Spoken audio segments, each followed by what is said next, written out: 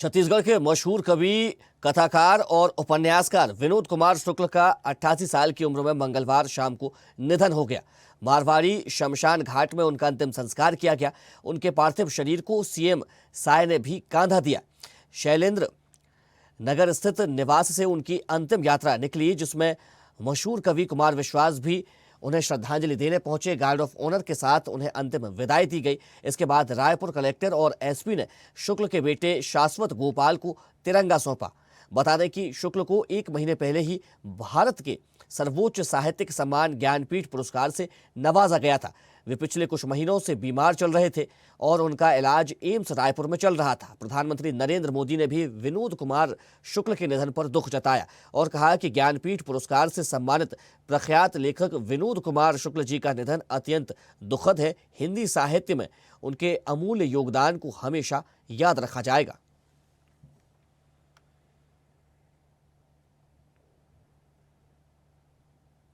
शुक्ला जी का निधन साहित्य जगत के लिए अपूर्णीय क्षति है, जिसकी भरपाई करना संभव नहीं है। और उन्होंने ज्ञानपीठ पुरस्कार पाकर छत्तीसगढ़ का नाम साहित्य के जगत में रोशन किया था। पूरे देश और दुनिया में छत्तीसगढ़ का नाम उन्होंने रोशन किया था। और जब वो पुरस्कार का घोषणा हुई थी तो हम उनके घर में आए थे, उन्हें बधाई दिए थे। और कुछ दिनों के पश्चात वो बीमार हो गए तो अस्पताल में भी हम उनसे मिलने गए थे।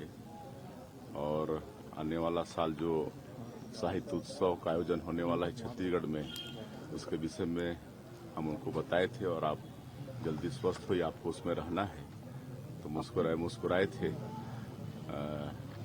और लेकिन ये तो विधि का विधान है, वो हम लोगों के बीच नहीं रहे, तो उनको हम विनम्र श्रद्धांजलि अर्पित करते। 70-80 के दशक के लोगों के लिए दुर्भाग्य रहा कि हमने मुक्तिबोध को नहीं देखा और हमने और बड़े नामों को नहीं देखा, निराला को नहीं देखा। लेकिन हमारे समय में ही एक ऐसा जीवंत कवि जो मानवीय संवेदना के गहन पड़ताल के साथ जुड़ा रहता था।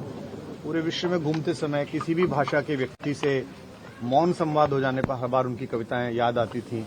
मैंने एक हताश व्यक्ति को बैठे हुए देखा और उसकी ओर हाथ बढ़ाया। मैं उसे नहीं जानता था पर हताशा को जानता था। उसने मेरा हाथ थामा और खड़ा हो गया। वो मुझे नहीं जानता था, हाथ बढ़ाने को जानता था। हम दोनों थोड़ी देर चुपचाप साथ साथ चले। हम दोनों एक दूसरे को नहीं जानते थे, साथ चलने को जानते थे। ऐसे समय में जब वैश्विक बिखराव बहुत ज्यादा है, वैमनस्य बहुत ज्यादा है, असंशय बहुत ज्यादा है, ऐसे कवियों की बहुत आवश्यकता है। न केवल छत्तीसगढ़, न केवल भारत, बल्कि विश्व कविता का एक बड़ा नुकसान हुआ है।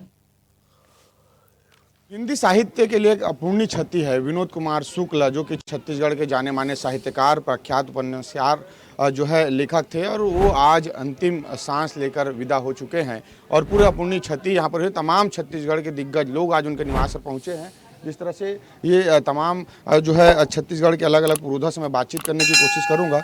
सर, विनोद कुमार शुक्ल जी की उपन्यास और लेखक किस तरह से देख रहा है, छत्तीसगढ़ के लिए अपूर्णीय क्षति है? विनोद कुमार जी शुक्ल जी न केवल छत्तीसगढ़ बल्कि पूरे राष्ट्र के साहित्य के पुरोधा थे और उन्होंने हमेशा तरुणों को, युवकों को, वरिष्ठों को प्रेरणा दी। सरल सीधे हृदय मौन साहित्य साधक थे, कह सकता हूँ। एक ऐसे ऋषि थे जिससे साहित्य साधन हमेशा आखिरी सांस तक लग रहे हैं, तो उनसे निश्चित रूप से प्रेरणा मिलेगी समाज को। और इस प्रकार से हम कह सकते हैं कि उनका जाना हम सभी के विश्व हिंदी साहित्य के लिए भी एक प्रकार से अपूर्णीय क्षति है। सर, उनकी लेखनी को कहा जाता है कि युवाओं को बहुत ज़्यादा साधने का उसकी लेखनी में रहता था। उनकी लेखनी में से युवकों को बहुत प्रेरणा मिलती थी और वो एक प्रकार से बल देते थे कि संकोच और झिझक को छोड़ करके समाज और परिवार या जिस विषय पे आप लिखें तो सार्थक रूप से लिखें और लिखते रहें, निरंतर लिखते रहना चाहिए हमको। और इसीलिए हमेशा आखिरी सांस तक के प्रकार से उनका चिंतन, व्यवहार, लेखन जो था जारी था। हम लोगों के लिए एक प्रेरणास्पद है सभी वर्ग के लिए, और छत्तीसगढ़ का अपूर्णीय क्षति है। निश्चित तौर पे शुक्ला जी अंतिम सांस तक लिखते रहे। अस्पताल में भी हमने 6 दिसंबर को उनकी आखिरी लेख देखी थी। सर, किस तरह से देख रहे हैं सर, अपूर्णीय क्षति है छत्तीसगढ़ के लिए और एक प्रेरणा स्रोत भी रहे हैं वो? देखिए, केवल छत्तीसगढ़ के लिए क्षति नहीं है, ये समस्त संपूर्ण विश्व के साहित्यिक जगत के लिए क्षति है। साहित्यकार एक रचना करते हैं, लेकिन रचना में कोई मौलिकता खड़ा करना, और उसको स्थापित करना। मुझे लगता है विनोद कुमार शुक्ल जी ने एक अपनी शैली बनाई कविता लेखन में। मूलतः वो कवि थे, उपन्यास और कहानी में भी उनका बहुत दम हुआ करता था, लेकिन आज भी जो बड़े साहित्यकार हैं उनको एक मूलतः कवि मानते हैं। गजानन माधव मुक्तिबोध के बाद एक ही सदी में दो ऐसे दिग्गज दुनिया और देश के जो अग्रणी कवि के रूप में हम विनोद कुमार शुक्ल जी का स्मरण करते हैं, और उनका चला जाना साहित्य जगत के लिए एक बड़ी क्षति है। लेकिन मैं ऐसा मानता हूँ कि जो साहित्यकार है वो कभी जाता नहीं है। उनकी जो रचनाएं हैं, उनके जो लिखे हुए साहित्य हैं, वो हमेशा समाज और व्यक्ति को प्रेरित करता है। विनोद कुमार जी हमेशा हमारे बीच बने रहेंगे। सर, वो बोलते बहुत कम थे लेकिन लिखते ऐसे थे कि वो दिल पे बैठ जाता था। देखिए, हर एक आदमी की अपनी एक विधा होती है, लेकिन वो जिस विधा में है उसकी मारक क्षमता कितनी है वो महत्वपूर्ण है। तो वो जिस विधा में थे, उनके लेखन की जो विधा, अंतिम दिनों तक लिखते रहे। 6 दिसंबर का एक 3 पंक्तियों की एक छोटी सी कविता सोशल मीडिया पे फ्लैश हो रही है, अंतिम दिनों तक जो लिखते रहे। तो मुझे लगता है कि उन्होंने, ईश्वर ने उनको लिखने के लिए ही धरती पर भेजा था, और लिखते लिखते वे चले गए।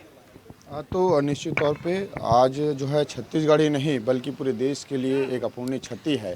हाल ही में ज्ञानपीठ से उन्हें सम्मान किया गया था और आज वो अंतिम सांस लेकर विदा हो गए हैं। पूरे मुख्यमंत्री समेत तमाम प्रशासनिक अमला आज उनके निवास पर श्रद्धांजलि देने पहुंचा है। कैमरामैन शशिकांत के साथ हिमांशु पटेल, रायपुर। देखते रहिए स्वदेश न्यूज। अगर आप इस वीडियो को सोशल मीडिया हैंडल फेसबुक या इंस्टाग्राम पर देख रहे हैं तो हमें फॉलो करें। अगर यूट्यूब पर देख रहे हैं तो सब्सक्राइब करें और बेल आइकन दबाना ना भूलें।